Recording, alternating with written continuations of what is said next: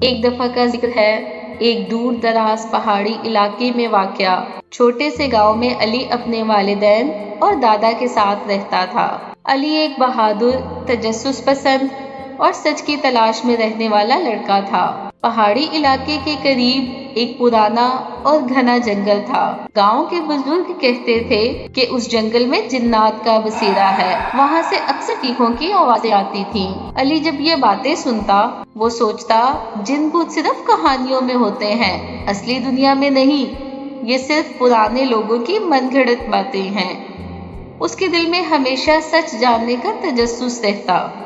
ایک شام سب سے چھپ کر علی تنہا ایک ٹارچ اور پانی کی بوتل لے کر جنگل کی طرف روانہ ہوا۔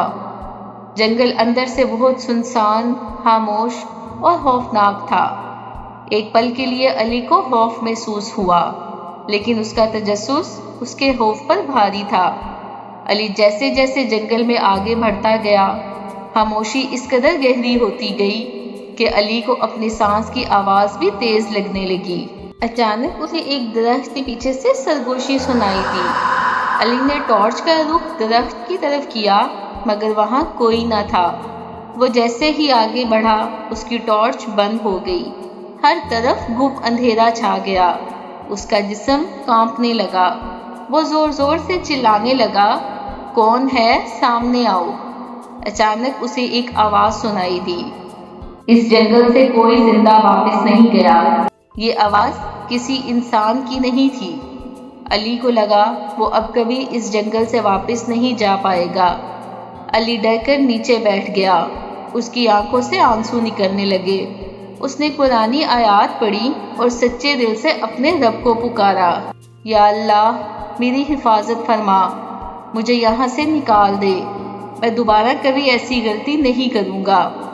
علی کو یوں محسوس ہو رہا تھا کوئی اندیکھی مخلوق اس کے ارد گرد گھوم رہی ہے۔ علی دل میں قرآنی آیات پڑھتا گیا اور سچے دل سے اپنے رب کو پکارتا گیا۔ اچانک اندھیرے میں ایک نور کی لکیر نمودار ہوئی، جیسے کسی نے اندر سے روشنی کا دروازہ کھولا ہو۔ اس روشنی کے اندر سے ایک بزرگ نمودار ہوئے، سفید لباس، ہاتھ میں عصا، چہرے پر نور اور ہونٹوں پر مسکراہٹ۔ انہوں نے نرمی سے کہا، بیٹا روشنی کی لکیر پر چلتے جاؤ۔ علی ڈرا سہما روشنی کی لکیر کا پیچھا کرتے کرتے چلتا گیا۔ چند لمحوں میں وہ جنگل کی حدود سے باہر تھا۔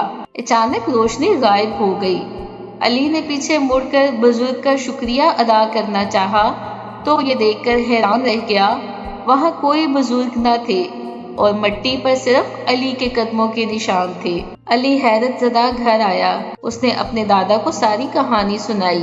وہ ابھی بھی الجھا ہوا تھا کہ وہ بزرگ کہاں گئے۔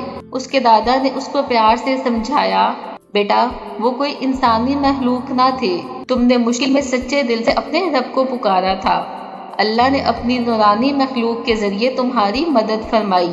دیکھو علی بیٹا، اللہ ہر جگہ موجود ہے، جب ہم سچے دل سے اسے پکارتے ہیں تو وہ ہماری پکار ضرور سنتا ہے۔ اور یاد رکھو، سچ کی تلاش اچھی چیز ہے، لیکن بغیر سوچے سمجھے خود کو خطرے میں ڈالنا غلط بات ہے، اور آئندہ اپنے بڑوں کی باتوں کو ہمیشہ سنجیدگی سے لینا۔ علی نے دادا جان سے وعدہ کیا کہ وہ دوبارہ ایسی کوئی غلطی نہیں کرے گا اور ہر مشکل وقت میں ہمیشہ اپنے اللہ سے مدد مانگے گا۔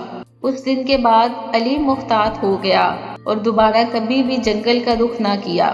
پیارے بچوں، اگر آپ کو پراسرار جنگل کی کہانی اچھی لگی ہو تو ویڈیو کو لائک کر کے کامنٹ میں ضرور بتانا۔ سچ بولنے والی شہزادی کی انٹرسٹنگ کہانی سننے کے لیے چینل کو سبسکرائب کرنا نہ بھولے۔ اب میں آپ سے وہیں ملوں گی، تب تک کے لیے اللہ حافظ۔